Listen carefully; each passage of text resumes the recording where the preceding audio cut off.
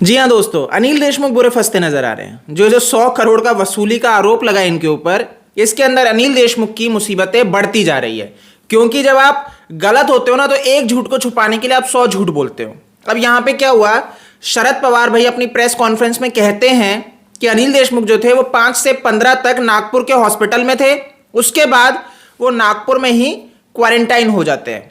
अब ये 26 तक ये कहा जाता है कि भाई क्वारंटाइन थे और वो रिपोर्ट्स दिखाते हैं, लेकिन यहां पे चीजें कुछ विरोध कर जाती है। जब ये पता लगता है कि नागपुर में नहीं थे अनिल देशमुख का, एक ये लेटर देखो भैया, ये पेपर जो है जो एयरलाइंस का है कि एक प्राइवेट प्लेन के थ्रू ये मुंबई आ चुके थे 15 फरवरी को। ये क्लियर है आपके सामने कि 15 फरवरी को वो आ चुके थे मुंबई।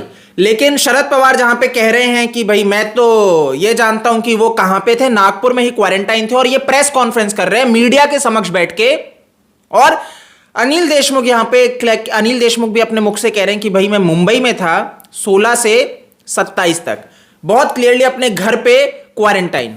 तो ये दो विरोधाभास यहां पे क्लियरली मुसीबत बन चुका है एनसीपी के लिए, शरद पवार के लिए, कि एक इतने बड़े मंत्री होके अगर ये प्रेस कॉन्फ्रेंस में जो बात कर रहे हैं वो ये प्रूव कर देती है कि ये गलत बोल रहे हैं, झूठी जानकारी दे रहे हैं, तो इनके लिए मुसीबत बढ़ जाएगी और बढ़ रही है। जो ये भैया दस्तावेज दिखा रहे हैं हॉस्पिटल के, वो गलत दिखा रहे हैं।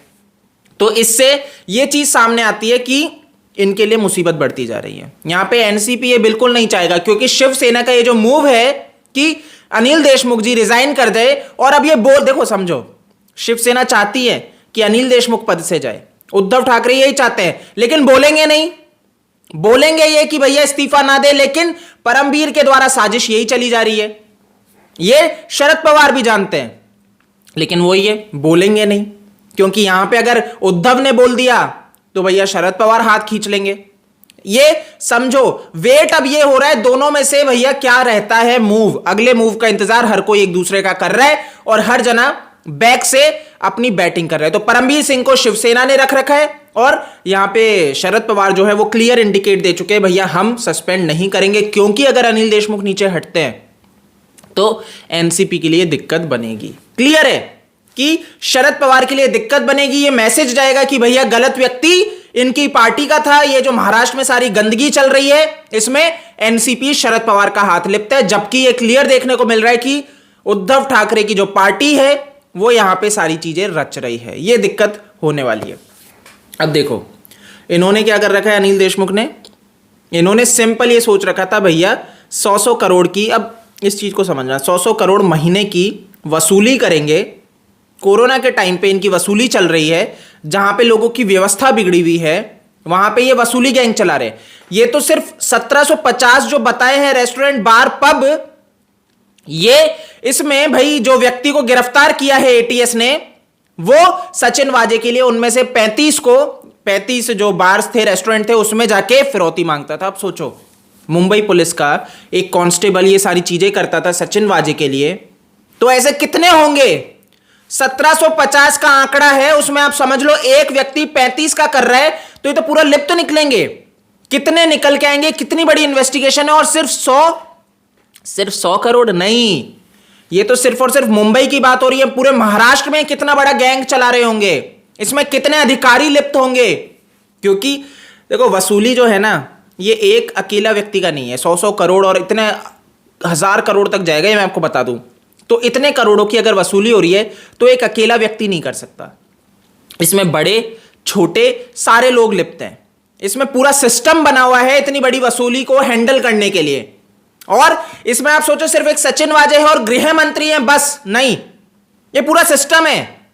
और इसमें बड़े से बड़े लोग जाएंगे। इसमें हो ही नहीं सकता कि चीफ मिनिस्टर उद्धव ठाकरे भी ना लपेटे में आए।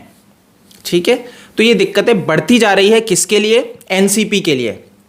और यहां पे वो क्लियर कह रहे हैं मुद्दा ये नहीं है, शरद पवार कह रहे हैं मुद्दा ये नहीं है। मुद्दा क्या है समझो, मुद्दा है भाई एंटीलिया, मनसुख हिरेन की जो हत्या हुई, वो अगर आप उस पे जाओगे तो फिर पकड़े जाएंगे भैया यही शिवसेना पार्टी, उद्धव ठाकरे, आदित्य ठाकरे, इनके लिए मुसीबत है। और यहां पे जाएंगे तो एनसीपी, शरद पवार और अनिल देशमुख जैसों के लिए दिक्कत है।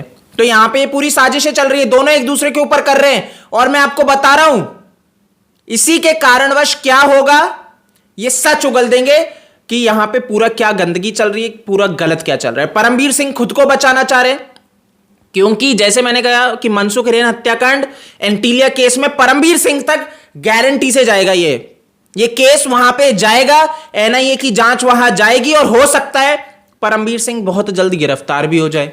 ठीक है, क्योंकि एनआईए जो अपनी जांच कर रही है वो बहुत तेजी से कर रही है, अब हत्याकांड पे भी आ चुकी है और तार वहां तक निकलने निश्चित हैं। तो ये मुसीबतें बढ़ चुकी है।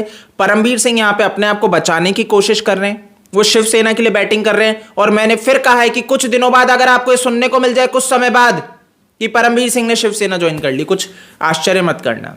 ये मैं आज बोल रहा हूं, इसको नोट कर लेना। ठीक है, तो यहां पे ये सारी चीजें चल रही है महाराष्ट्र में। महाराष्ट्र की राजनीति बहुत गंदी हो चुकी है।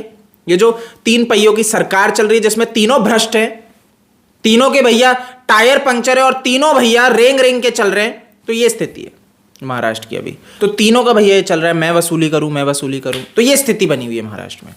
तीनों ही पार्टी एक करप्ट पार्टी हैं। तीनों ही पार्टी क्या कर रही है पूरे देश में, पूरे एक राज्य में, आप इसको समझो कि किस तरीके की मानसिकता ये फैला रहे हैं। तो भैया इसके विरोध में आपको बोलने की आवश्यकता है, अगर अभी तक नहीं बोले हो तो। नहीं तो आज अगर आप इनका साथ दे रहे हो, कल को ये आप ही को लगा लेंगे, आप ही को लपेट लेंगे। फिर आप भैया मदद मांगते रहोगे, सोशल मीडिया पे वीडियोस अपलोड करोगे कि भैया हमारे साथ बुरा कर रहे हैं। तो ऐसा हो उससे पहले आप क्या करो, बोल दो कि अगला नंबर आपका ना आ जाए। ठीक है, इस वीडियो को ज़्यादा से ज़्यादा शेयर करो, जिससे कि आप शेयर करोगे तो आवाज़ बुलंद होगी। आप मेरे को फेसबुक, ट्विटर, इंस्टा पे फॉलो कर सकते हैं, जो मेरा यूज़र नेम आपको साइड में दिख जाएगा। जय हिंद।